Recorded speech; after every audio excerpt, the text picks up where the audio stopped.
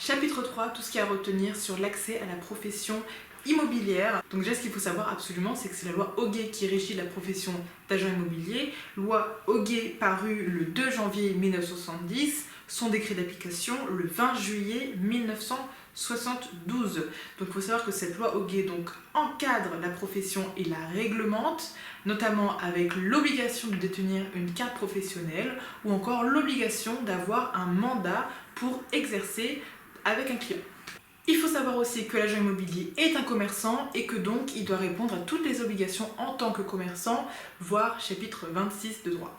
Ce qu'il faut retenir dans ce chapitre, c'est le fameux GACA avec en G, la garantie financière qui est obligatoire pour tous les agents immobiliers qui détiennent des fonds, c'est-à-dire qui signent les compromis eux-mêmes, qui vont récupérer les 5 ou 10% au début, ou alors qui font de la gestion, donc qui vont transiter des loyers, etc. Et rappelle la garantie financière qui est de 30 000 € les 2 premières années et d'au moins 110 000 à partir de la 3e année.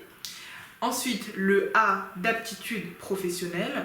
On se rappelle que soit on peut devenir agent en faisant des études qui ont du droit et de la gestion, soit à force d'avoir de l'expérience professionnelle. Ensuite, le C de capacité juridique, c'est-à-dire qu'en plus d'être capable pour être commerçant, il faut aussi avoir un casier juridique vierge, ne pas avoir d'interdiction d'exercer, etc. Et ensuite, le dernier A, l'assurance, responsabilité civile et professionnelle qui est obligatoire. Donc voilà, à retenir le GACA, c'est 4 obligations pour pouvoir obtenir une carte professionnelle qui est elle-même obligatoire pour devenir agent immobilier selon la loi Hoguet.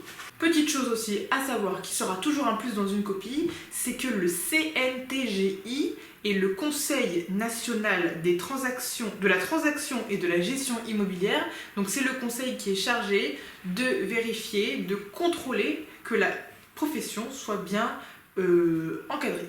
Ce conseil va permettre par exemple d'aider à éclairer des nouveaux projets de loi par rapport à la profession, va permettre de vérifier le respect des principes de probité, des principes de moralité. Dernier petit rappel qui fait pas de mal, la carte professionnelle bien évidemment doit être renouvelée tous les 3 ans en ayant suivi une formation d'au moins 42 heures sur les 3 ans ou 14 heures par an tous les ans. Donc voilà, il faut au moins qu'il y ait au total 42 heures de formation qui a été suivie pour pouvoir renouveler la carte professionnelle auprès de la CCI. Et donc parmi ces 42 heures, il faut qu'il y ait 2 heures consacrées à la déontologie et 2 heures consacrées à la discrimination. Ne pas oublier qu'il est aussi obligatoire de se former à TRACFIN. Plein de petits rappels sur lesquels on reviendra évidemment.